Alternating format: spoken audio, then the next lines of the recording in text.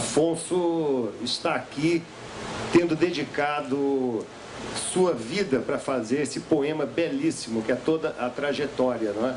Que passou pela arte conceitual, poesia sobre poesia, que passou pela arte engajada do violão de rua e que chega à maturidade de poemas líricos, pelos quais recebeu o Jabuti recentemente. Gostaria apenas de dizer o seguinte: esse livro, eu estou relançando esse livro desde abril. Já corri praticamente o Brasil inteiro. Às vezes a gente está, inclusive, dentro da história, perto da história, e não se dá conta. A história passa perto da gente e a gente está distraído e não vê a história. Eu tenho tido o privilégio de dar de cara com a história em diversas oportunidades. Por exemplo, eu estava em Moscou em 1991, quando o comunismo resolveu acabar na minha cara, diante de mim, na Praça Vermelha. Contei tua saga de antes e de depois. Mais importante é o mito. O Criador não manda na criatura, ele só escreve o que já está escrito.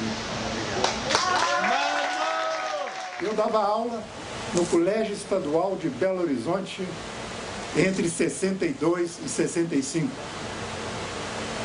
E ali havia uma adolescente chamada Dilma.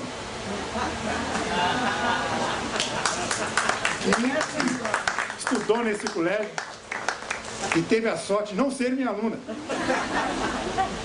Foi aluna de outros professores, mas estava ali vestida com aquele uniforme. A história estava do meu lado e eu não sabia.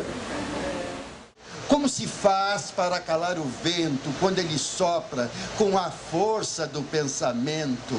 Não se pode caçar a palavra de um homem como se caçam as feras, o pelo e o chifre na emboscada das savanas. Não se pode, como a um pássaro, aprisionar a voz humana. A gaiola é só prisão para quem não entende a liberdade do não. A história passava por aqui.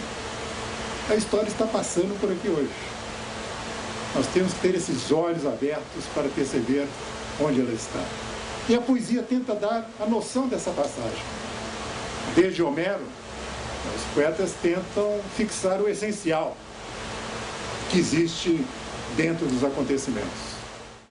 Palavras estão passando como pássaros invisíveis, mas cantantes. Tento segui-las, não só com os olhos, mas pelo alarido de suas penas no papel. As palavras vêm em bandos. Algumas pousam em ruínas, saltam de galho em galho, mostram e escondem sua face, e buscam outras páginas, bocas e quintais. Essa frase que motiva o livro, que dá título ao livro, como vocês perceberam, não é minha. Depois que o livro saiu, eu comecei a verificar, a estudar de onde viria essa frase. Pensava eu que era uma frase do Francelino Pereira, que era o líder do governo nos anos 70, que num momento de perplexidade, de repente, disse: que país era esse? Que país é este? Que País é Este é um livro que problematiza N questões do Brasil e que Afonso tem um olhar muito interessante sobre a mulher. Mulher, estão matando nossas filhas e mulheres e acompanhamos pasmos o enterro das vizinhas, sem contar as que abortam nos subúrbios e se enterram em ensanguentados panos menstruais. Depois me disse um jornalista que essa frase não era do Francelino, era dele, jornalista, que ouviu o Francelino falar, organizou o pensamento dele e fez uma frase sintética, que nos leva a pensar que toda frase histórica teve um copydesk. É uma coisa muito especial estar aqui hoje, porque se não fosse Afonso, eu não teria publicado meu primeiro livro, que é esse aqui. Eram tantas as sensações e o que tinha acontecido para ela nunca era igual ao que tinha acontecido para ele. Prova que ele tinha se levantado, trocado a roupa como alguém que tinha acabado de lavar as mãos. Assim, quando as mãos já estão limpas, banalmente lavado as mãos, tudo certo, tudo bem. E ela ali jogada ao chão, incapaz de se levantar, destroçada, feito presa, rendida, estraçalhada, estuprada, pior, estupro consentido, tirada ao chão, estrangulada. Vou falar de amor nas palavras de Afonso Romano de Santana, arte final. Não basta um grande amor para fazer poemas. E o amor dos artistas, não se enganem, não é mais belo que o amor da gente. O grande amante é aquele que, silente, se aplica a escrever com o corpo o que o corpo deseja e sente. Uma coisa é a letra, outra o ato. Quem toma uma por outra, confunde a mente. Mas estudando essa frase, verificando, procurando saber a sua origem, um dia dei de cara com o Machado de Assis, que terminava uma crônica sobre o Senado brasileiro. Continuei a procurar e encontrei a frase em José de Alencar. E regredindo no tempo, eu cheguei à conclusão que possivelmente, quando Cabral chegou ali nas costas da barriga, virou para um marinheiro e falou: ô gajo, que país é este? Que país é este? Não? Surgia ali a grande questão, até hoje não resolvida. Entre a aorta e a omoplata rolam alquebrados sentimentos. Entre as vértebras e as costelas há vários esmagamentos. Os mais íntimos já me viram remexendo escombros. Em mim há algo imóvel e soterrado, em permanente assombro. Me sinto muito confortável de estar aqui,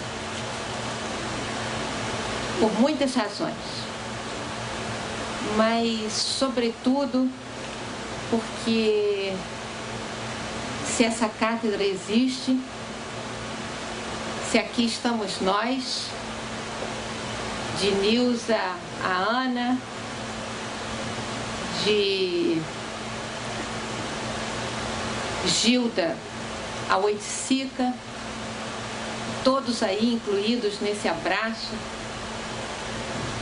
Elvira, Rubén, Jane. Outro dia eu comecei a citar nomes, esqueci de alguns, depois quase apanhei. Mas se sintam todos abraçados.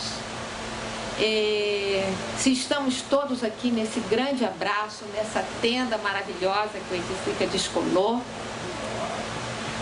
é porque um dia Afonso acreditou que a leitura podia ser a coisa mais importante para mudar esse país.